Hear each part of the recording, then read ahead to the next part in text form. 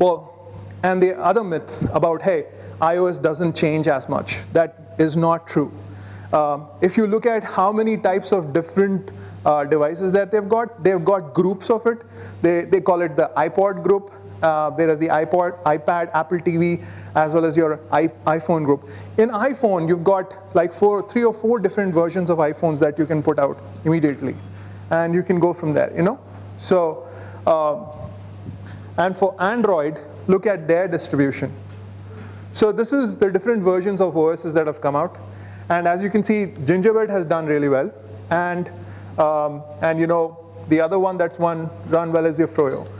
And if you see, basically between the two of them, that's where your operating systems are bunched. Now, you will ask me, well, let's look at this one. Sorry.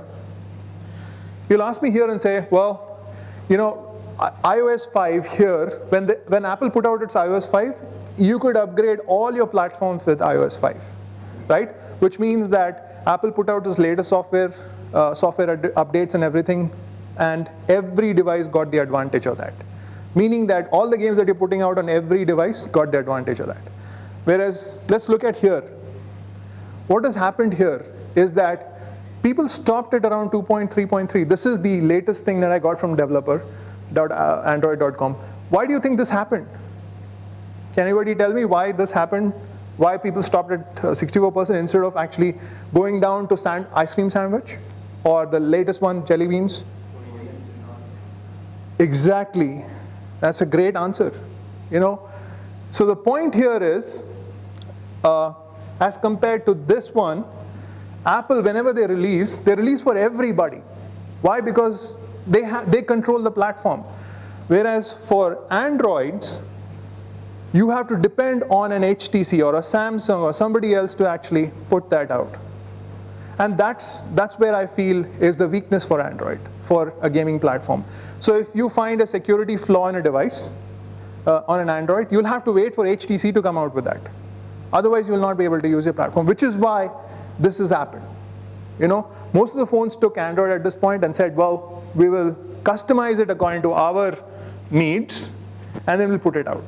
And the second thing that happened, or first it happened here and then second it happened here, and that's where they stopped. So Android has been putting out more and more of its updates with more and more features, but they're not able to use it. Why? Because the OEMs are not putting it out. They're saying, well, we don't want to work on it. We are happy with where it is, right? So the users are not getting the advantage of what Google is putting out as a platform, right? So let's look at what happens in update. This is a little old, but this is the picture that I was trying to actually say. Apple, whenever it releases a iOS update, there is no third party, there is no OEM customization for it. Basically, you go through iTunes, you update your device. Meaning that whenever Apple puts out the latest update, you get the latest update. And for all devices. Whereas for your Android, what happens is, they put out a release or an update, your OEM takes it up and says, do I need to customize it? Will it support my customers? Or will it help my customers? They make that decision. Google doesn't. So that puts out, this is the differentiation that happens where I believe is the weakness for Apple and Google phones. Whereas they have to do a third-party customization, third-party distribution, and then Android devices get it. Yeah? There is no one way of going about it. And you know, looking at tools, I think they are pretty much like, you know, both the platforms are balanced in the sense that you've got an API, Cocoa Touch API, you've got Android device platform, you've got Xcode and Eclipse on both sides, pretty standard. So not much of a difference here, just a different way of approaching it, different way of developing. More Java developers went here, obviously because they know Java, right? More Mac developers went here, or more C developers went here because they know Objective-C, and which is also in the same place. So basically it was Java versus C kind of people who went for one or the other. Yeah? Well, security-wise, let's talk about security a little bit. Like, you know, Apple has a standard way of going about it. What you do is you prepare your build, and then you say, I will submit my signed binary to Apple, Apple then looks at it and says, okay, great, this is your application. They put their DRM on top of it, and then they put it into App Store. So when your device gets it through iTunes, it's double signed. It's by you and by Apple, which makes the phone kind of secure. So when you're downloading an app on iTunes, you are guaranteed that it will actually make that cut, that it will be secure.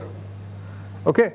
And not just that, they actually monitor the application, saying who's doing what on their Apple applications.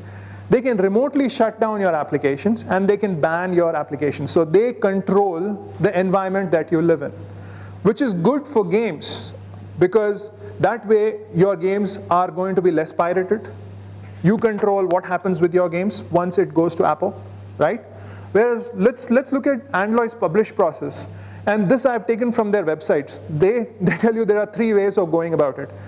You can prepare your build. You can pretty much email it. It's an APK file. You can just email it. The moment you open the email, it'll say, do you want to launch this application? Well, that's a very unsecure way of going about it. I am a malicious developer. I send a very cute looking application to Rajat. And I tell him, hey, Rajat, this is an awesome application. And Rajat says, yeah, Imran, awesome. He'll install it.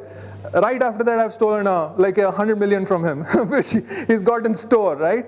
So it's not a secure way of going about it. The second thing they tell you is, you can make an APK, put it on a website, and the moment you go from an Android to their website, which has an APK file, it'll launch that application. Again, you have to enable unknown sources, which is you're taking that risk, right? They also allow you to sign and submit, which basically tells you that you are using their licensing server as well as their in-app server. This you can't do with Apple. You cannot do with Apple. I think in terms of security, that's the best thing that could happen. It's like they control it. They're responsible for everything that happens to Apple devices. There is one point of failure, and they will control it. It's more work on their part, but it's better because it's much more secure. Yeah? So security-wise, Android gives you a lot more options, but there are weaknesses. And third-party applications-wise, I feel like we're just going back on the same point of where we just saw the stack for the iPhone versus Android. Apple has a very strong guideline of how your application should look. There is a UI guideline. There is how the application should behave. They control every aspect of it. Whereas Android, what it does is it just free for all. It's come in, develop your applications, and leave. Now, the point here is Apple is looking over everything that you're putting out, whereas Android is not. So what does Apple become? It becomes a professional place where you're guaranteed to get good apps.